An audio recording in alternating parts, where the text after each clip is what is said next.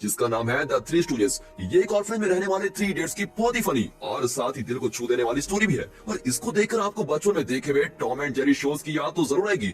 ये एक super stress buster है और इस वीडियो को देखने के बाद आप पूरी मूवी की तलाश तो जरूर करेंगे। तो इस हंसी के रोलर कोस्टर राइड के लिए बैठ बांध कर तैयार हो जाइए दोस्तों। चलिए मिलते हैं थ्री स्टूडेंट्स से। मूवी की शुरुआत में कहानी के तीन हीरोज यानी तीन इडियट्स को दिखाते हैं। इनका नाम है मोई, लैरी और कर्ली।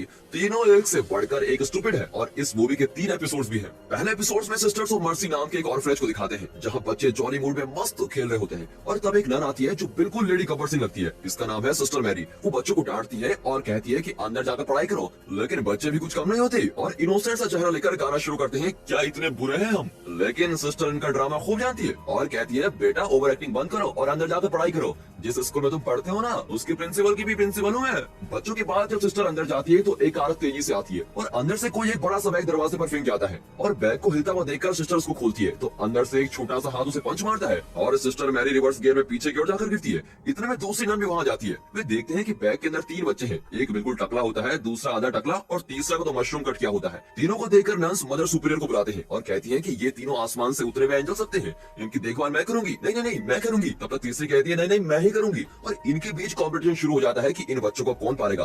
तब मदर सुपीरियर कहती है कि सबको एंजल्स की देखभाल करने का बराबर चांस मिलेगा, टेंशन मत लीजिए।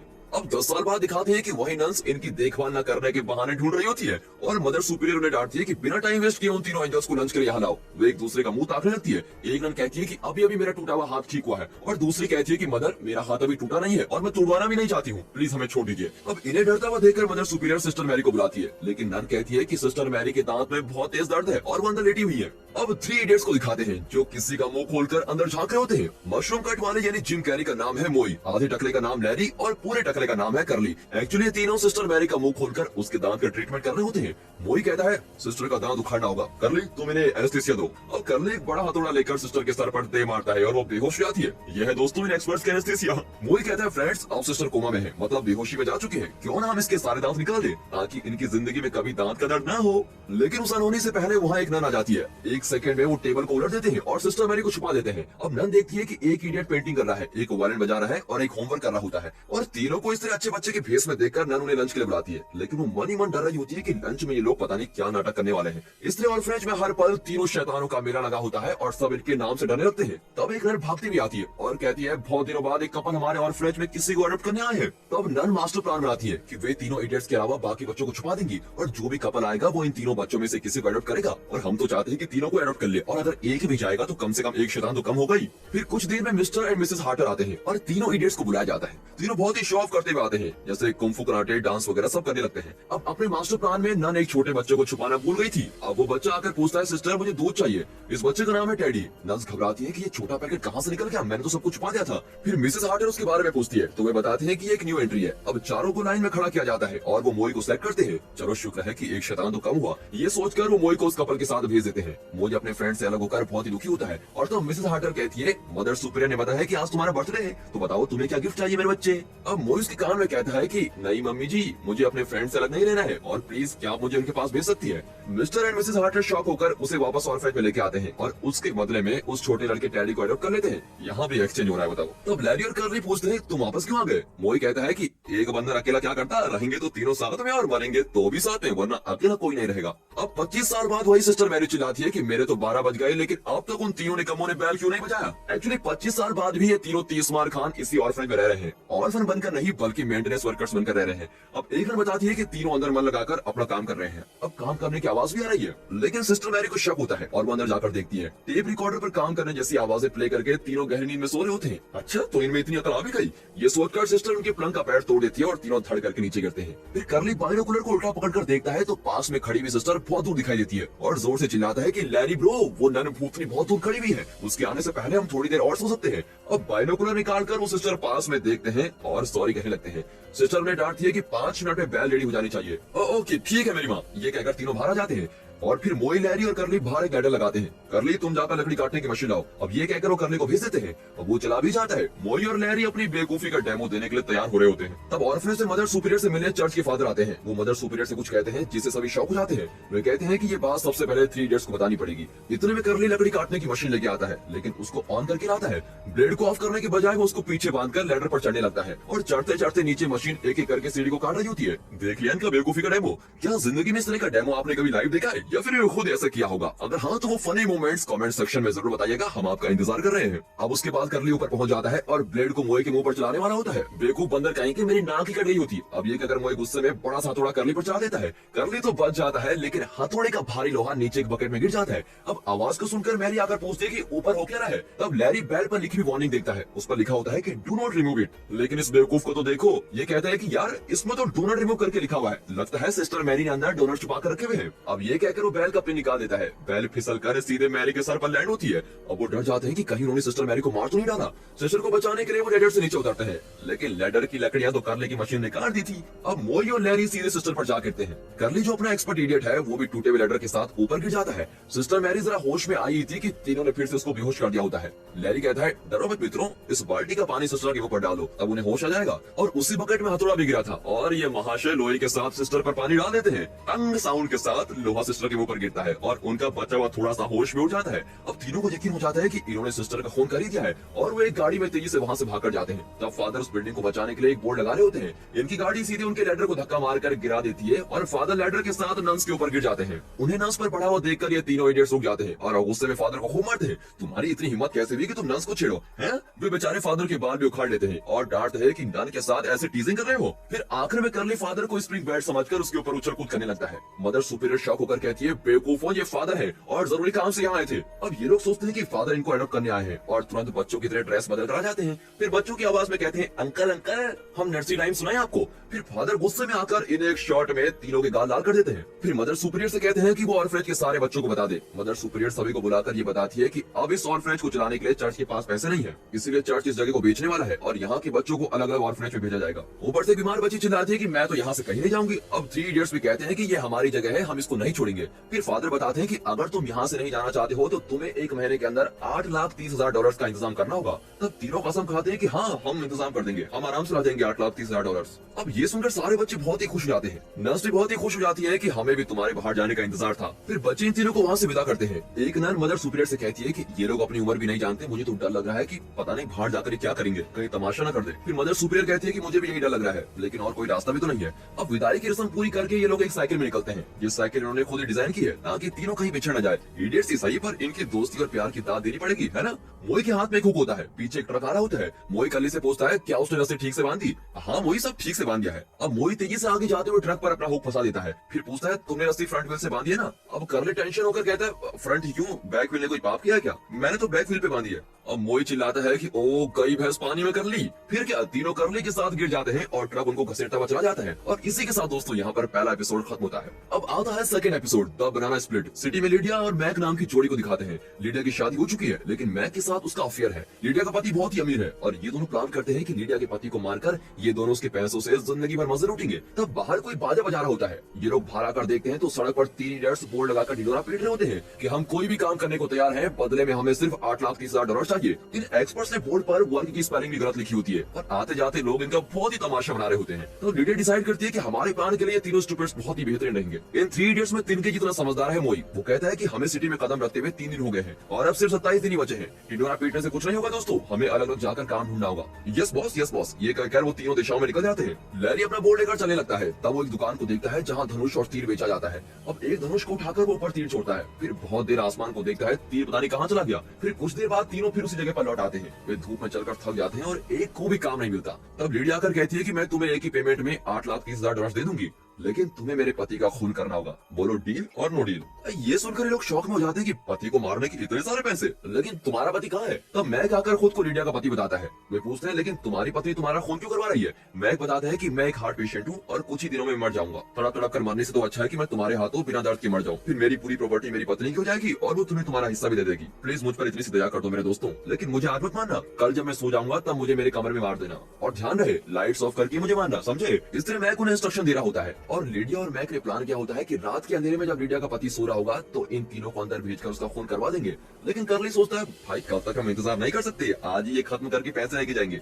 ये सोचकर वो मैक को एक टक्कर मारता है और मैक हवा में उड़ जाता है और वो एक ट्रक से टकराकर सड़क पर खिसता हुआ चला जाता है। जब वो संभल कर उठता है तभी एक तीर आकर उसके पैर पर लग जाती है और ये वही तीर है जो बहुत देर पहले लैरी ने ऊपर की ओर चलाया था। मैक बेहोश हो जाता है। लिडिया तीनों को खूब डांटती है और वहां से चली जाती है। ये लोग काम के पैसे मांगकर उसको चेस करने लगते हैं। लिडिया अपने अमीर पति के घर पहुंचती है तो ये तीनों उसकी कार को पकड़कर घर तक आगे होते हैं। उनका नौकर बताता है कि मैडम आपके हस्बैंड ने अभी फोन करके बताया है कि उनके बेस्ट फ्रेंड मैक का एक्सीडेंट हो गया है, लेकिन वो बच गए और हॉस्पिटल में है। और तब ये थ्री इडियट्स पैसे दो पैसे दो पैसे दो करके रट लगा रहे होते हैं। लेकिन लिडिया गुस्से में तीनों को एक चांटा मारकर कहती है बेवकूफा मेरा पति मरा नहीं है। अब ये कहकर वो चली जाती है और फिर ये लोग डिस्कस करते हैं कि इस औरत से पैसे कैसे वसूल करें। तब मोई कहता है कि हमें तुरंत हॉस्पिटल जाना होगा, वहाँ हमें फिल्मी स्टाइल में इसके पति के मुंह पर तकिया दबाकर उसका खून करना होगा। और अपने प्लान के मुताबिक वो हॉस्पिटल पहुंच जाते हैं। वहाँ रिसेप्शनिस्ट इन्हें अंदर अलाउ नहीं करती क्योंकि विजिटिंग टाइम खत्म हो चुका है। तब मोई एक डॉक्टर और दो नर्सेस को एक रूम में जाते हुए देखता है। फिर वो लैरी और कर्ली को भी वहाँ लेकर जाता है और कहता है सोल्जर्स फॉलो मी। अब तीनों उस कमरे में जाते हैं और फिर पंच करने की आवाजें आती है। समझ गए होंगे आप, डॉक्टर और नर्सेस को कमरे में घाल करके ये तीनों उनकी ड्रेसेस पहन लेते हैं। देखिए कितने शान से तीनों चल रहे हैं। सबसे ज्यादा फनी तो कर्ली लग रहा है जो गाउन पहने हुए गोरिल्ला लग रहा है।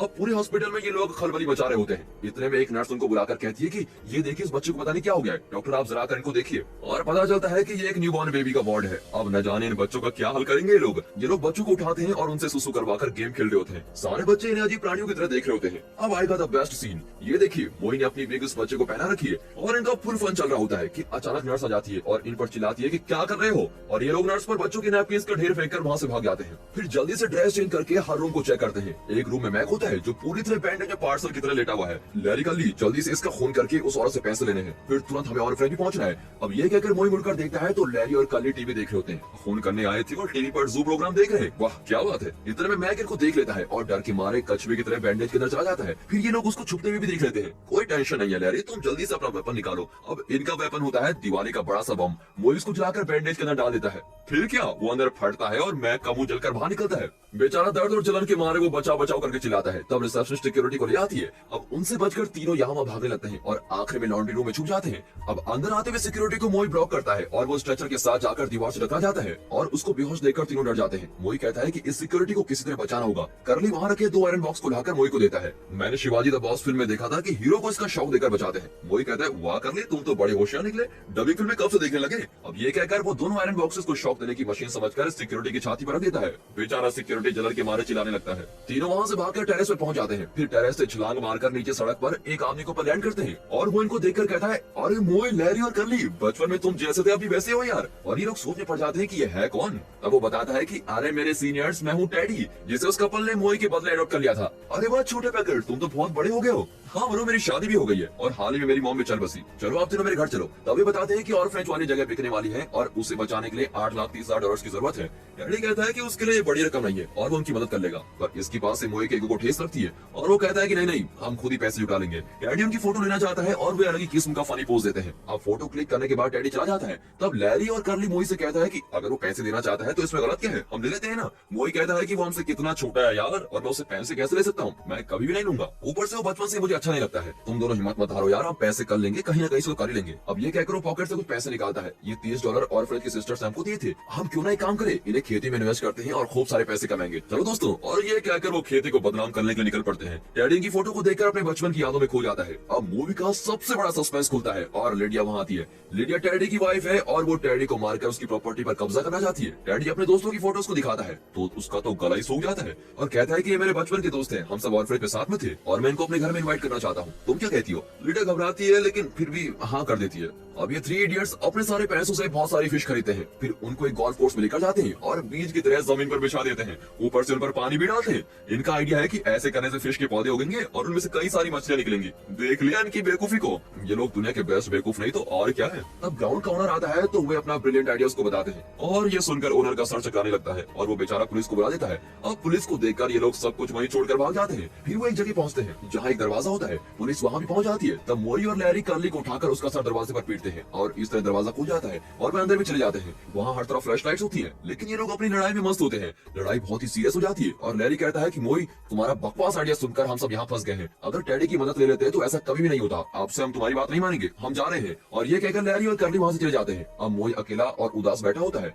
अचानक फ्लैश लाइट्स बंद होती है और खूब तालियां बजने लगती है। मोई खुद को एक स्टेज पर खड़ा हुआ पाता है और ऑडियंस स्टेज पर आकर उसको बधाई देती है और मोई तो हैरान हो जाता है। सच में वहाँ पर एक रियलिटी शो का ऑडिशन चल रहा था। ऑडिशन में 3 इडियट्स की करतब देखकर जजेस सोचते हैं कि ये लोग ऑडिशन देने आए हैं और इनकी परफॉर्मेंस से खुश होकर वे मूवी को अपने शो के लिए बुक कर लेते हैं। और इसी के साथ मूवी का सेकंड एपिसोड खत्म होता है। अब देखेंगे मूवी का थर्ड और फाइनल एपिसोड। एक जू के बाहर लैरी और कर्ली आइसक्रीम वाली गाड़ी के साथ खड़े होते हैं। गाड़ी में लिखा होता है कि हमारे पास कोई आइसक्रीम नहीं है, आप लोगों से जितना हो सके हमें पैसे दे दीजिए। लेकिन कोई उनके पास भी नहीं भटकता। कर्ली तंग आकर कहता है कि यहाँ कुछ नहीं मिलेगा यार, चलो जू के अंदर चलकर एंजॉय करते हैं। तब कुछ दूर से लिडिया और मैक इन दोनों को देख रहे होते हैं। लगता है मैक किसी तरह बच गया। लिडिया बताती है कि ये दोनों मेरे पति के बचपन के साथी हैं और ये लोग मुझे पहचानते भी हैं। अगर इनका मुंह खुल गया तो मेरा पति तो मुझे छोड़ देगा, फिर हम गरीब के गरीब ही रह जाएंगे। मैक सोचता है कि इन दोनों को यही खत्म कर देना चाहिए। जू में एक टूरिस्ट गाइड बताता है कि ये पोलर बियर है। तब टैंक के अंदर कर्ली स्विम कर रहा होता है और उसे बहुत भूख लगी होती है, इसलिए वो टैंक में कूदकर फिश पकड़ लेता है। और उसको देखकर बच्चे कहते हैं, सर ये पोलर बियर नहीं, पोलर भैंस लग रही है। फिर उस फिश को खाते हुए दोनों डिस्कस करते हैं कि मोई पता नहीं कहाँ गायब हो गया। जू के बाहर लिडिया मैक को दीवार पर चढ़ने को कहती है क्योंकि गन लेकर वो मेन गेट से अंदर नहीं जा सकता। मैक लिडिया के मुंह पर पैर रखकर ऊपर चलता है और बड़ी मुश्किल से चढ़कर वो अंदर कूद जाता है। वो देखता है कि 2 बच्चे पिंजरे के अंदर खड़े हुए हैं। वो पूछता है तो बच्चे बताते हैं कि बेवकूफ अंकल, पिंजरे के अंदर हम नहीं, आप हैं, जरा पीछे देखिए। मैक धीरे से मुड़कर देखता है तो एक शेर उसको अटैक करने आता है।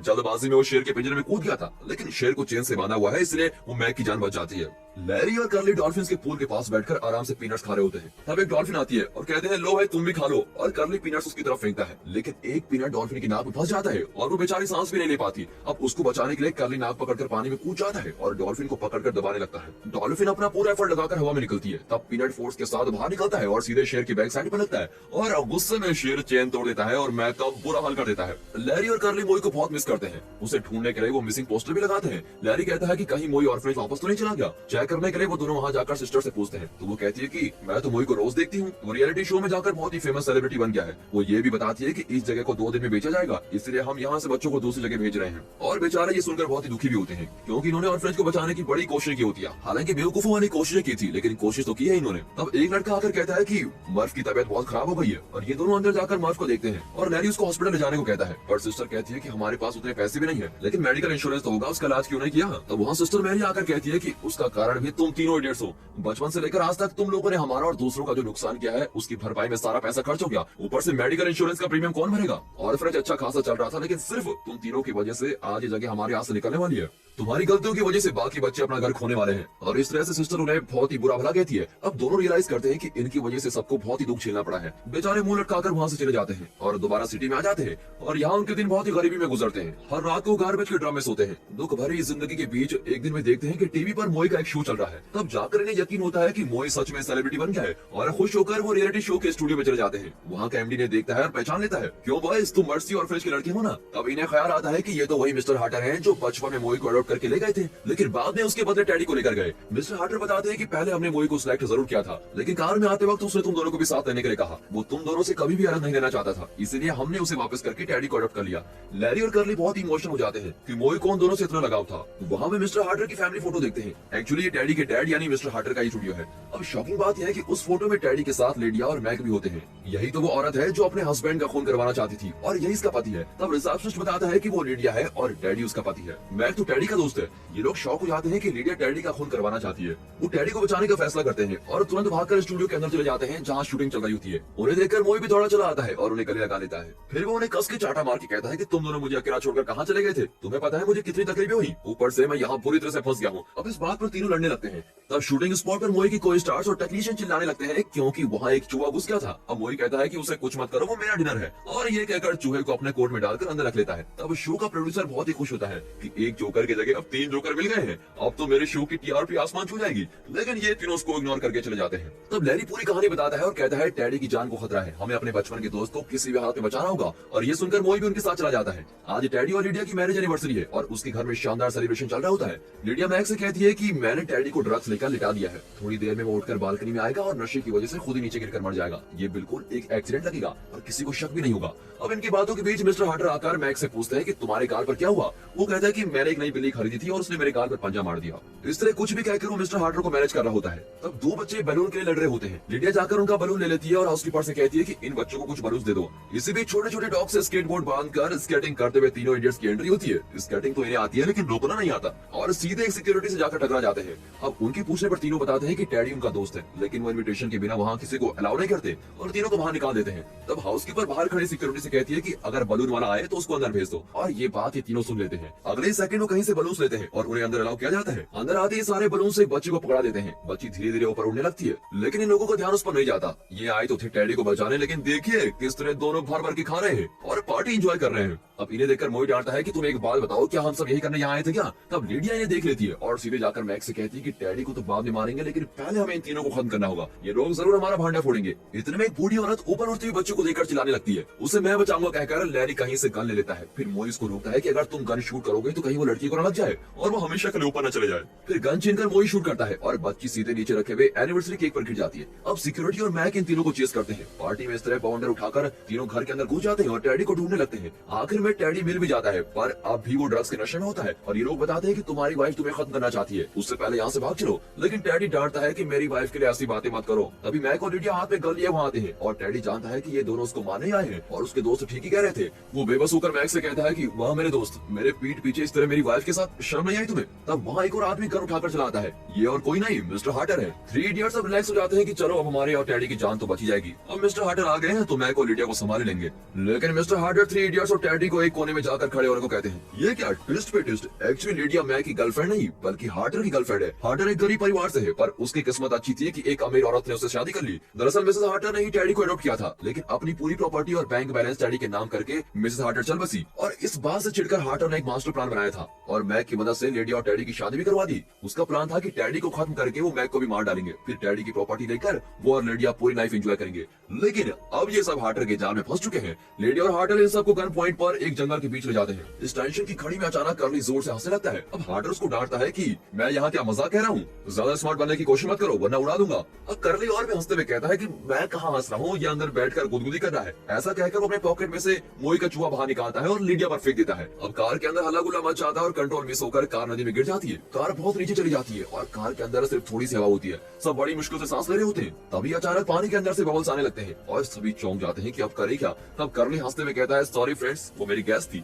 अब बाकी लोग बदबू के मारे नाक बंद करके उसको डांटते हैं कि यही वक्त मिला था क्या तुमको गैस छोड़ने का। तब मोई के दिमाग में प्लान आता है। वो लैरी से माचिस लेकर चलाता है और उस बदबूदार गैस के कारण एक धमाका होता है और कार खुल जाती है। फिर कुछ देर में पुलिस आ जाती है और एज यूजुअल विलेन को अरेस्ट करके लेके जाती है। डैडी अपनी जान बचाने के लिए थ्री इडियट्स को थैंक कहता है। तब लैरी कहता है वो सब छोड़ो डैडी, तुम्हारे पास तो बहुत पैसा है ना, उसमें से सिर्फ $8,30,000 ऑर्फनेज को डोनेट कर दो, वहाँ के बच्चे तुम्हें दुआ देंगे। और डैडी कहता है मैं उस ऑर्फनेज की मदद नहीं करूंगा। बिना पूछताछ किए उन लोगों ने मुझे इस परिवार के हवाले कर दिया जहाँ मेरी जान को खतरा था। तुम और कुछ भी मांग सकते हो लेकिन ये मुझसे नहीं होगा। और ऐसा कहकर टैडी चला जाता है और यहाँ मोई गुस्से में लैरी को थप्पड़ मारकर कहता है कि मैंने तो उसी दिन कह दिया था कि ये टैडी एक कंजूस मक्खी चूस है, लेकिन तुम लोगों ने मेरी बात नहीं मानी। तो मेरी बात मानते कब हो? फिर तीनों खुद डिजाइन की हुई गाड़ी में ऑर्फनेज की ओर पहुंचते हैं, लेकिन वहाँ ऑर्फनेज बंद होता है और सब कुछ सील हो चुका है। तीनों रोने लगते हैं कि लाख कोशिश करने के बाद भी वो ऑर्फनेज को नहीं बचा सके। और झाड़ियों की उस तरफ से हंसते खेलते हुए बच्चों की आवाज आती है और ये लोग झाड़ियों से उस तरफ जाकर क्या देखते हैं? एक शानदार बिल्डिंग जिस पर लिखा है sister of mercy orphanage and spa. Orphanage तो ठीक है लेकिन स्पा बीच में कहाँ से आ गया? इस कंफ्यूजन में तीनों अंदर जाते हैं तो ऐसा लगता है जैसे वे एक 5 स्टार होटल में आ गए हैं। एक शानदार स्विमिंग पूल में बच्चे स्विमिंग करके खेल रहे होते हैं, दूसरी ओर गोल्फ वगैरह खेल रहे होते हैं। नन्स आराम से बैठकर मसाज करवा रही होती है और सभी बहुत ही मजे में होते हैं। थ्री इडियट्स की कुछ समझ में नहीं आता। फिर इन्हें देखकर सारे बच्चे कहते हैं अरे भैया कैसे हो? वे सिस्टर से पूछते हैं कि शानदार अरेंजमेंट के पैसे कहाँ से मिले आपको? तब मोई के रियलिटी शो का प्रोड्यूसर बताता है कि मिस्टर मोई आपके शो के लिए हम आपको कुछ एडवांस रकम देना चाहते थे, ये सभी उसी रकम से किया गया है। ये तो कुछ भी नहीं है, अगर आप एक बार हमारा कॉन्ट्रैक्ट साइन कर लो तो हम आपको और भी देंगे। और ये सुनकर थ्री इडियट्स खुशी से पागल हो जाते हैं। तब डैडी अपनी नई वाइफ के साथ वहाँ आता है और कहता है कि हम कुछ बच्चों को एडॉप्ट करना चाहते हैं। और इस पर थ्री इडियट्स अपने कैरेक्टर में उतर जाते हैं और कोट निकालकर तुतलाते हुए कहते हैं डैडी डैडी हमें भी ले जाओ प्लीज, हमें कराटे कुंफू सब आता है, डांस भी आता है। और डैडी भी मजाक में कहता है मुझे तुम जैसे बच्चे नहीं चाहिए, अच्छे बच्चे दिखाओ। फिर वो और उसकी वाइफ 3 बच्चों को एडॉप्ट करके लेके जाते हैं। चलो सब कुछ खुशी खुशी एंड हुआ, ये सोचकर कर्ली स्प्रिंग बोर्ड पर हाथ रखता है। बोर्ड गिरने लगता है और ठीक सिस्टर मैरी के सर पर लगता है। बेचारी घायल होकर फिर पूल में गिर जाती है। वो चिल्लाती है कि पकड़ो उन इडियट्स को। तब थ्री इडियट्स वहां से भाग जाते हैं और फिर दिखाते हैं कि तीनों मिलकर हॉर्स राइडिंग का मजा ले रहे हैं। और दोस्तों इसी के साथ ये मूवी यहाँ पर खत्म होती है।